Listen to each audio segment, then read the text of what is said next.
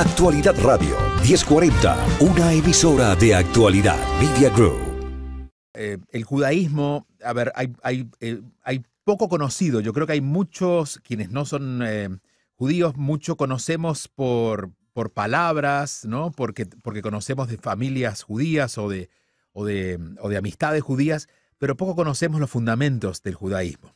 Y especialmente uniendo el poder de alguien que es líder de opinión y que ahora es presidente de una nación, y que ha dicho va a gobernar siguiendo también los valores del judaísmo. Por eso es nuestro próximo invitado. Es el rabino Gabriel Benayon, que es conferencista internacional, es uruguayo. Entiendo que está en Miami en este momento, pero también dirige una comunidad en Centroamérica. Y es un gusto saludarlo. Rabino, ¿cómo está? Hola Julio, mucho gusto. Gracias por la oportunidad. Bueno, ante todo, preguntarle, especialmente para quienes no conocen de raíz qué implica ser judío, esa pregunta, ¿qué implica ser judío, especialmente en estos tiempos? Bueno, la verdad que ser judío en estos tiempos y en todos los tiempos de la historia de la humanidad es algo muy, pero muy especial.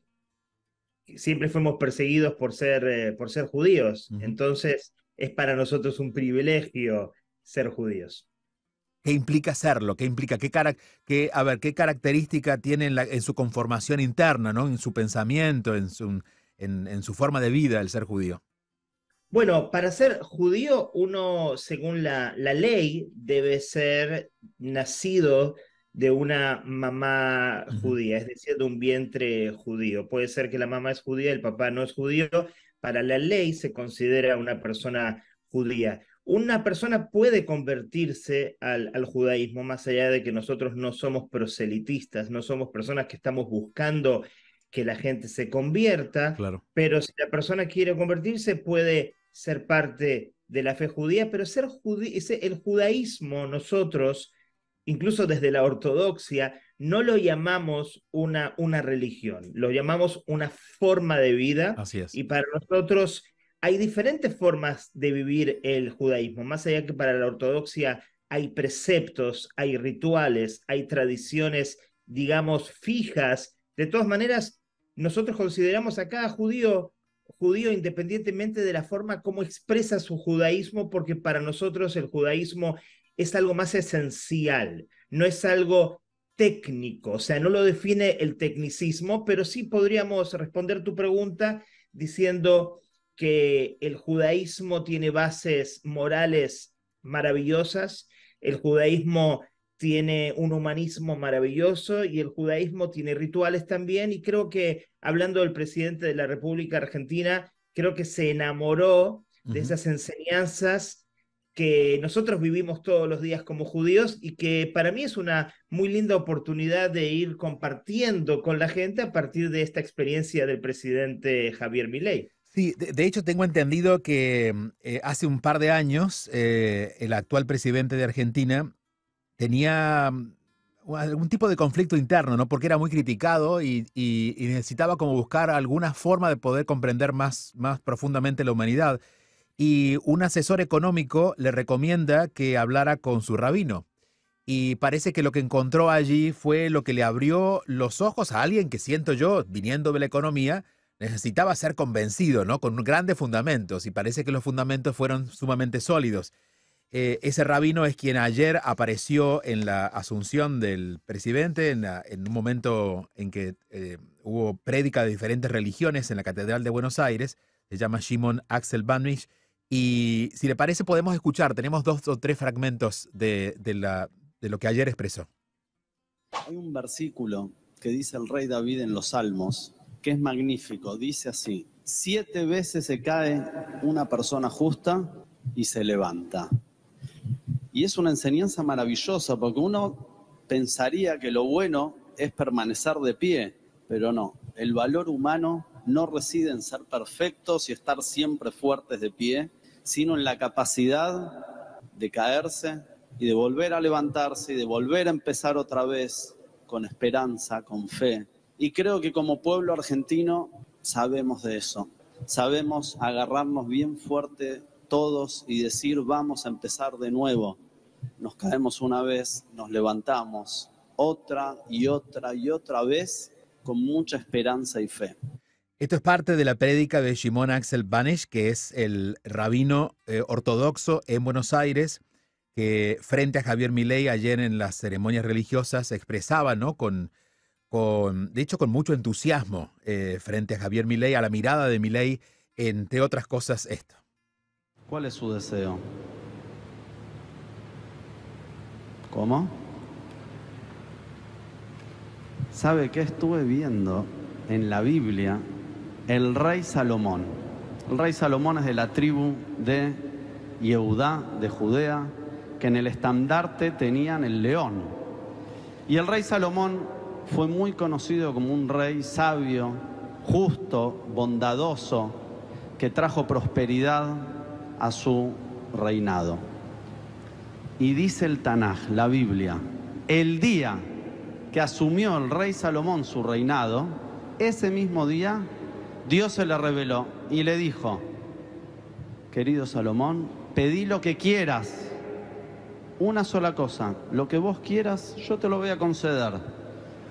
Se me pone la piel de gallina. El rey Salomón dijo así: yo soy pequeño, no sé cómo conducir, te pido una sola cosa, te pido inteligencia y sabiduría de corazón. Te pido un corazón inteligente y sabio para poder conducir al pueblo, para poder hacer justicia y discernir entre el bien y el mal. Hay que entender también de que Javier Milei está asumiendo en un país que está literalmente quebrado y que es, bueno, un acto de fe puede ayudarlo a mirar un poco más allá de, ¿no? de lo que ve alrededor y también entusiasmar al pueblo. Por eso, no sé en principio cómo ha caído esto dentro de la comunidad judía, que Javier Milei esté siguiendo esta filosofía, sino también, o esta forma de vida, sino también cuán beneficioso puede ser para un pueblo que no conocía el judaísmo inspirarse ahora a partir de una figura inesperada, ¿no, Rabino? Sí, totalmente, totalmente. Quería hacer énfasis justamente en algo que se me ocurre hablando contigo en este momento. Sí. Partimos de la base, como dijiste, que Javier Milei descubre el judaísmo a partir de la economía.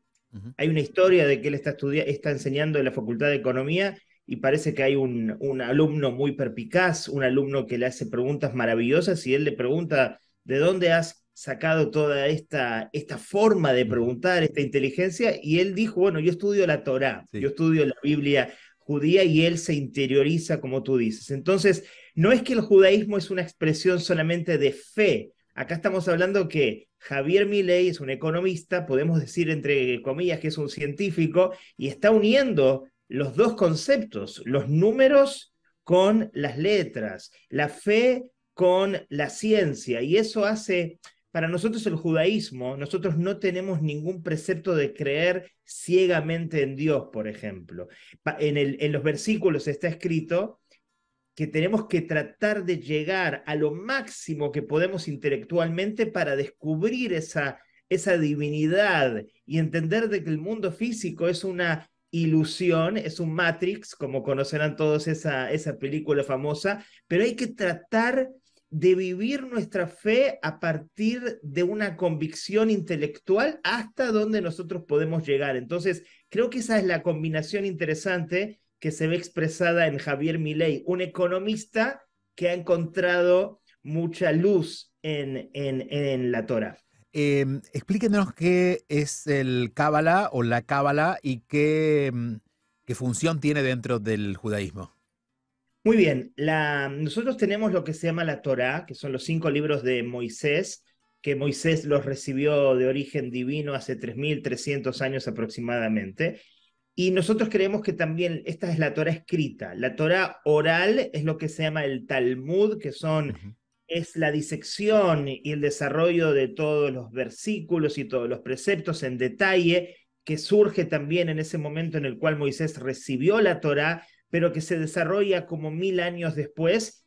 Y también la Kabbalah aparece aproximadamente 1000 años después, y la Kabbalah es el estudio místico, esotérico, más profundo de todos los versículos y de todos los conceptos dentro de la Torá. Podemos decir que la Torá es el cuerpo y la Kabbalah es el alma de la Torá. Es como la profundidad de cada uno de los versículos y el estudio místico y más profundo de los mismos. Considerando que Milei está haciendo ese camino, ¿cómo podría influir? No lo sabremos hasta que, bueno, dependerá de su uso, ¿no? De lo que ella haya recibido, pero intuyendo lo que puede venir, ¿cómo él va a usar este conocimiento en beneficio de un lugar de poder tan importante? Bueno, yo creo que ahí también, creo que él ya accedió de alguna manera a esta sabiduría y en estos últimos 2 años en los cuales él viene estudiando con su rabino, él ha encontrado muchos conceptos maravillosos. Recuerdo que él decía, todas las mañanas el judío se levanta y agradece por el valor de la libertad. Nosotros salimos de Egipto, recordamos el éxodo de Egipto, no solamente en la festividad de la Pascua judía todos los marzos o los abril, sino que recordamos cada uno de nuestros días, en nuestros rezos diarios, constantemente aparece el concepto de la salida de Egipto. Éramos esclavos y somos libres, pero tenemos que recordar de que fuimos esclavos, tenemos que valorar la libertad, así como el libre albedrío. Entonces creo que esta forma de vida que representa el judaísmo tiene tantos colores y tantas enseñanzas pero tan detalladas para lo que es la vida, que definitivamente que si él va a estar imbuido e inspirado en estas enseñanzas, él va a encontrar una guía para poder surcar o trascender los desafíos, porque esa creo que es la idea más importante. Y hablaste de la situación en la cual hoy se encuentra la Argentina, y es una situación muy, pero muy difícil y desafiante. Creo que la Torá, pero particularmente la Kabbalah que mencionaste, es la guía para poder entender cómo poder trascender los desafíos personales y obviamente generales también para todo un país. Ayer en la visita de los mandatarios del mundo que llegaron a Argentina estaba el presidente Zelensky, el presidente de Ucrania. Y Milei fue el único que le hizo un regalo. Aparentemente era este candelabro llamado Menora, pero parece que era más grande. Era, en vez de 7, era de 9 velas. Explíquenos en qué consiste y cuál es la celebración, cuál es el ritual alrededor de la Menora. Bueno, muchos conocen que al mismo tiempo que se festeja el fin de año a nivel general, y se festeja la Navidad, en muchas plazas van a ver una menorá, van a ver un candelabro, que es el candelabro de Hanukkah, la festividad que nosotros estamos festejando hoy en día, que es la fiesta de lo que llamamos la fiesta de las luces. Nos remontamos al tiempo en el cual estábamos los judíos oprimidos por el ejército griego que quería helenizar a los judíos, quería que los judíos, no querían matar a los judíos, pero querían que los judíos se conviertan a la filosofía griega, y al final hubo una guerra entre lo que se llamaban los macabeos, de ahí viene el tema de los macabeos, que eran pocos, que eran débiles, y que a pesar de pocos y débiles, le ganaron a un ejército griego numeroso y muy, pero muy fuerte. Y las velas representan el precepto que en el templo de Jerusalén se prendía el candelabro todos los días. Era un candelabro de 7 brazos, pero una vez, y se interrumpió ese encendido durante todo el tiempo que transcurrió la guerra. Una vez que se ganó la guerra, volvimos a encender el candelabro, pero en esta oportunidad la idea era encender también en las casas a posteriori, no solamente 7, sino 8. 8 porque hubo un milagro maravilloso. En ese momento encontraron aceite solamente para un día, y ese aceite duró 8 días, y que era el tiempo que se necesitaba para hacer aceite nuevo, para prender el candelabro en el tiempo del templo de Jerusalén. Desde la perspectiva judía y considerando que va a ser llevada adelante por alguien que tiene decisiones que tomar que tienen que ver con leyes bueno, con un país. ¿Cuál es la perspectiva judía sobre temas éticos o morales, por ejemplo, como ideología de género o aborto? ¿Hay una posición sobre eso? Bueno, por supuesto, la religión judía, el aborto eh, fuera de algunas excepciones muy particulares, está prohibido porque en el judaísmo prima la vida más allá de esas circunstancias Ujú. y también hay una prohibición de, de que dos hombres, particularmente, así dice el versículo, estén juntos. Esto está escrito en el versículo que es algo que Dios no ve con beneplácito. Pero en el judaísmo, nosotros no juzgamos a las personas según sus accionares. O sea, una cosa es lo que está escrito, no salimos a reprimir o a castigar a las personas que no siguen la ley. Los respetamos y tratamos de llevar el mensaje de una manera luminosa y no dogmática. Em, lo voy moviendo de diferentes temas porque es un tema amplio. De hecho, espero el próximo, comenzando el año, tengamos otro encuentro para hablar un poco más de judaísmo y de temas más profundos. Estamos intentando abrir una conversación que entiendo para muchos será novedad, ¿no? Porque estamos aprendiendo aún más del judaísmo a partir de esta exposición que ha traído públicamente la presencia de Javier Milei en Argentina. Y cuando días antes, unas semanas antes de asumir la presidencia, visitó lo que entiendo es un rebe, ahí le explicará usted de qué se trata, en Nueva York, y se dijo que había una tendencia hacia un judaísmo más ortodoxo de su parte. Por eso quiero que nos explique cuáles son las ramas, si se puede decir así, dentro del judaísmo y cuál es la principal diferencia. Y antes de escuchar su respuesta, le había hecho una pregunta a un rabino hace algunas semanas sobre esto y me dijo, en realidad, ser judío es ser ortodoxo, porque el judaísmo en esencia no ha cambiado, ¿no? Entonces le quiero preguntar su opinión. Bueno, después me dices el nombre de ese rabino porque no estoy de acuerdo. La ortodoxia es una forma aunque yo soy muy ortodoxo, como no sé si me estás viendo en estos momentos, Sí.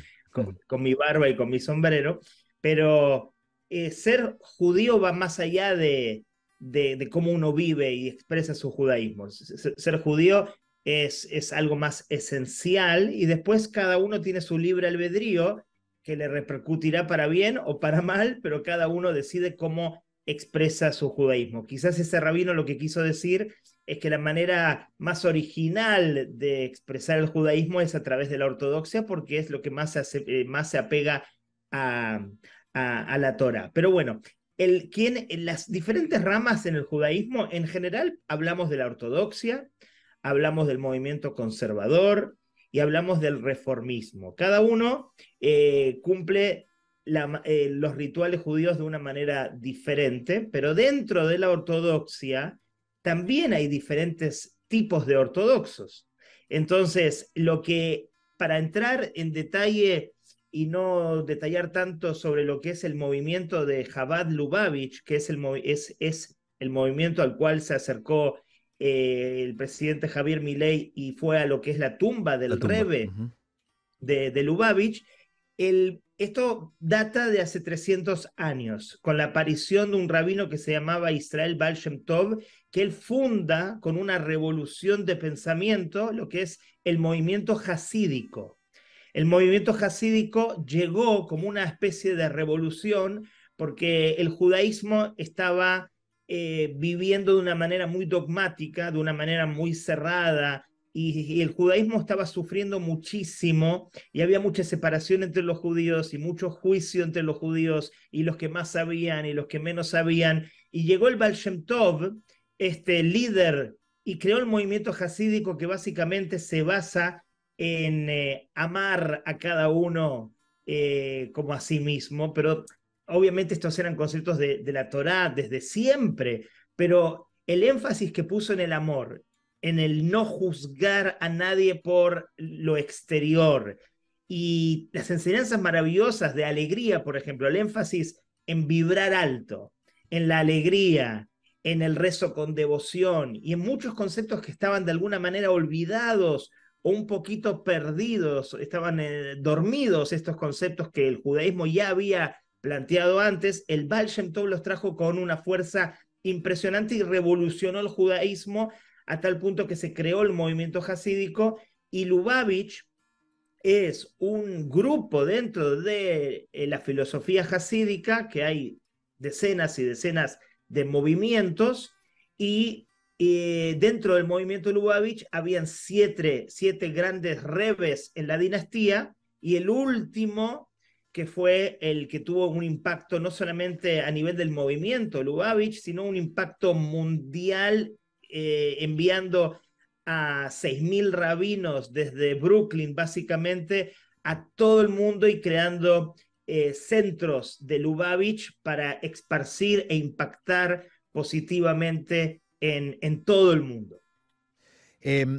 Considerando esta otra vez, ¿no?, esta perspectiva judía sobre la vida, ¿cuál es su mirada y como voz del judaísmo sobre lo que está ocurriendo en estos momentos en Israel con Hamás?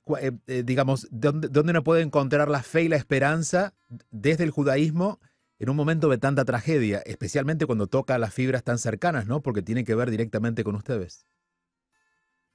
Totalmente, totalmente. Lamentablemente, esta situación es una situación que históricamente la hemos vivido siempre.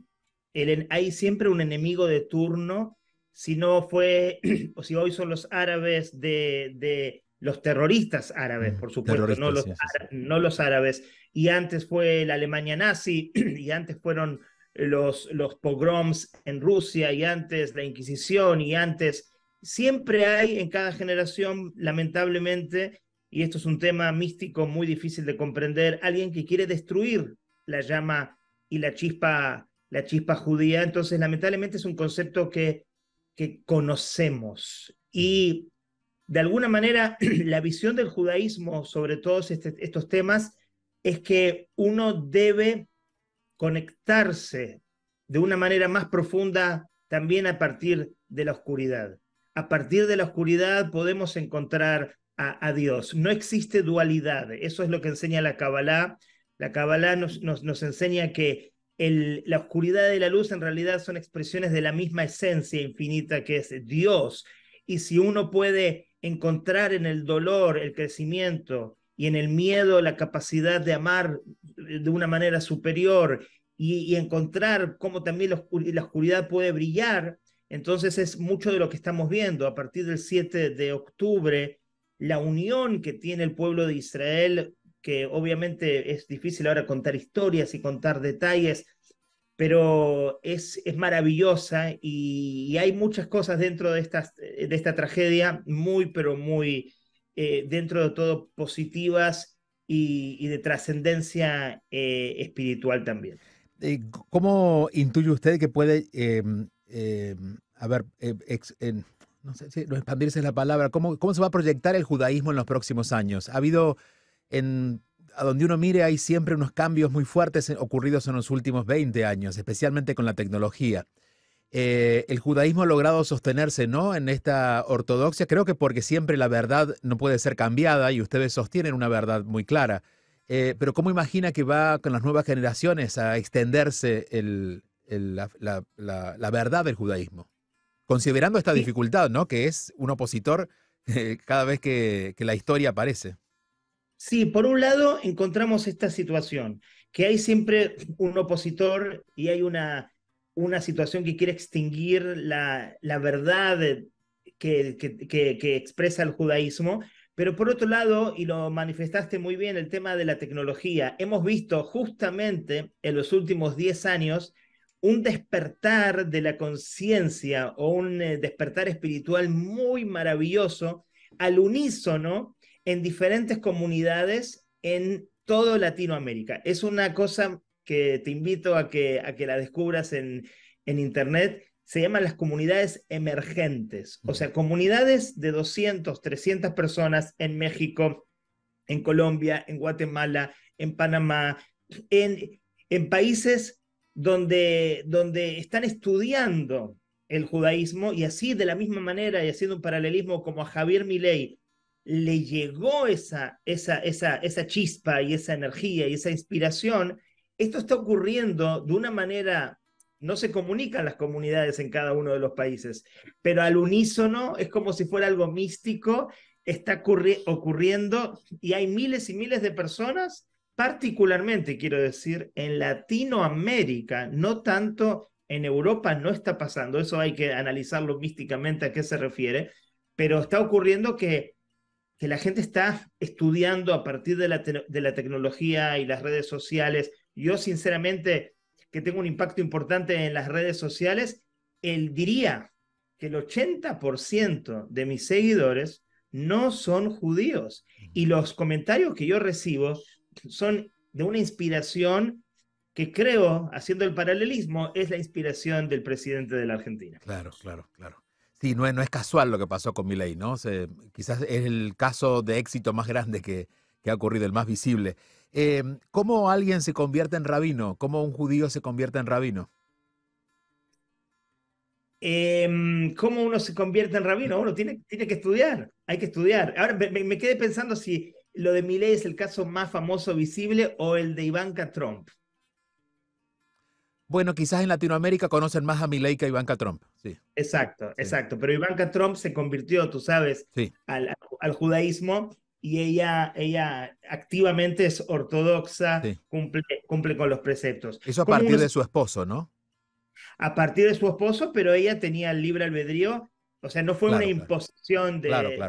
de Jared, sino que fue una decisión Ujú. personal, porque Sí. en realidad nadie se puede convertir al judaísmo si no surge desde su libre albedrío. Pero Claro. como uno se hace rabino, uno tiene que estudiar. En mi caso, yo no nací religioso, yo me volqué al camino de la religión junto a mi familia a partir de un evento. Quizás si me invitas Lo próximamente comentaremos. vamos a comentar, pero tiene que ver con un 18 de julio de 1994. Me imagino que sabes qué ocurrió ese Ujú, día, ujú. la explosión de la AMIA, y Así a es, en partir Argentina. en Argentina, y a partir de ese evento toda mi familia dio un vuelco desde la no ortodoxia hasta la ortodoxia. Luego entré a estudiar en lo que se llama una yeshiva, que es un seminario o una universidad rabínica, y después de 6, 7 años recibí mi título para ser rabino, y luego viajé a Panamá, y en los últimos 20 años fui rabino en la ciudad de Panamá. ¿Y la labor de un rabino en su comunidad, cuál es? Bueno, la labor en una comunidad es muy variada. Por supuesto, es dirigir y guiar todos los conceptos de la ley judía relacionados a los rezos, y a orientar a la comunidad en todo lo que tiene que ver con todas las leyes, todo lo relacionado con casamientos, con servicios fúnebres. Pero también el rabino es un maestro de enseñanza, por supuesto, de la Torá y de la Kabbalah, y también es un psicólogo, y es un amigo, y es un oído para muchas personas. O sea, el rabino es un padre, a veces es un hijo. El rabino en una comunidad tiene esa forma de transformarse para poder brindarse a lo que ¿Es, necesita el miembro comunitario. es comparable a un pastor o a un sacerdote? Yo no puedo responder esa pregunta porque no conozco, Ujú. pero básicamente un rabino es más que una figura eh, Religiosa. religiosa. Ujú, Un rabino, y más hoy en día, según ujú, las necesidades, hoy el rabino se ha transformado en todo lo que necesite el prójimo. ujú. Em, Conversaremos, seguramente ya vamos a combinar algún día que usted incluso pueda llegar al estudio. Entiendo que ahora está al norte de Miami, estamos nosotros al sur, y eso se complica especialmente en estos días aquí en Miami.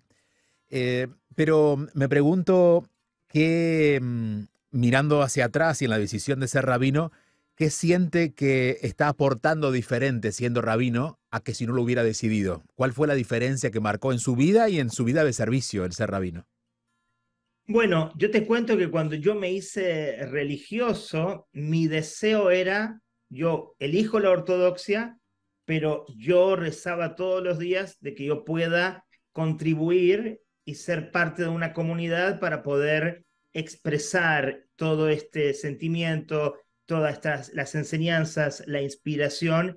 Y gracias a Dios lo cumplí por 20 años, pero hasta que llegó el COVID y me enfermé de gravedad y luché por mi vida y estuve un año parado, eso es otra historia que hablaremos, estuve un año completamente parado y luchando por mi vida, y en ese tiempo fue un tiempo de despertar espiritual muy grande. Tú te preguntarás, ¿despertar espiritual dentro de un rabino? Sí, sí, hay muchas capas, hay muchos niveles Se de conciencia. profundizó. Profundicé mucho, mucho más, me pregunté muchas preguntas en ese tiempo y dejé de ser rabino, o sea, no, uno no deja de ser rabino, el título se mantiene, pero hoy mi misión, y también tiene que ver eso con dejar Panamá y estar hoy en Miami, es, me transformé en un terapeuta y en un coach psicológico de la ansiedad, porque tengo una expertise muy interesante en ese tema de la ansiedad,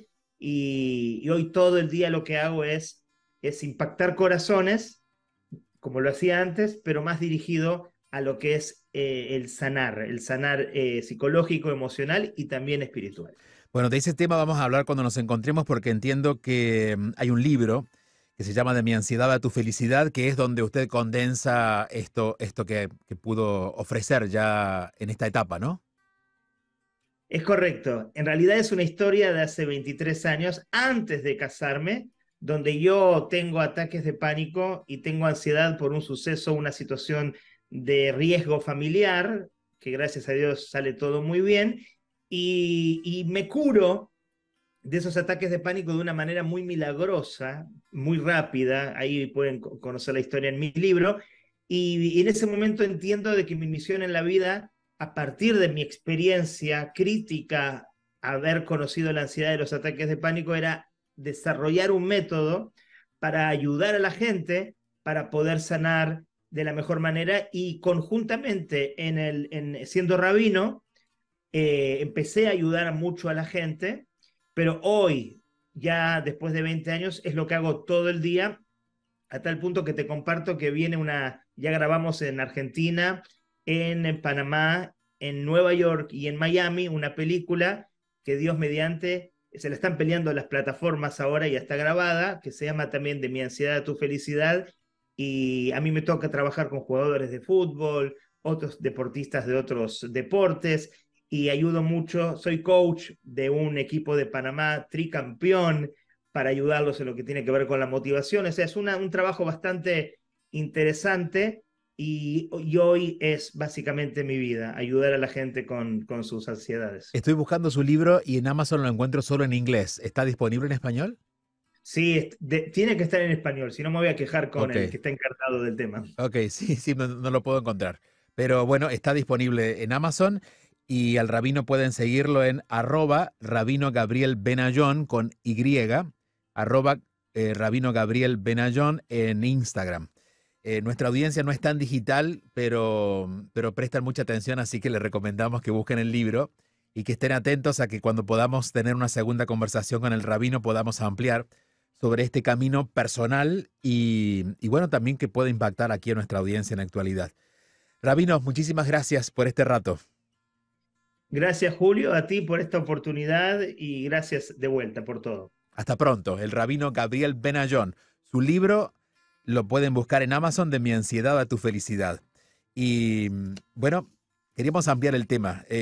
Claro, es un tema amplio para abordarlo en una hora, pero quería de alguna manera conversar sobre el judaísmo, sobre todo en este momento en el que se volvió otra vez primera figura aquí en Miami. Insisto que Javier Milei ha ocupado titulares y el interés de una gran comunidad aquí en el sur de la Florida, y no es menor hablar de su espiritualidad.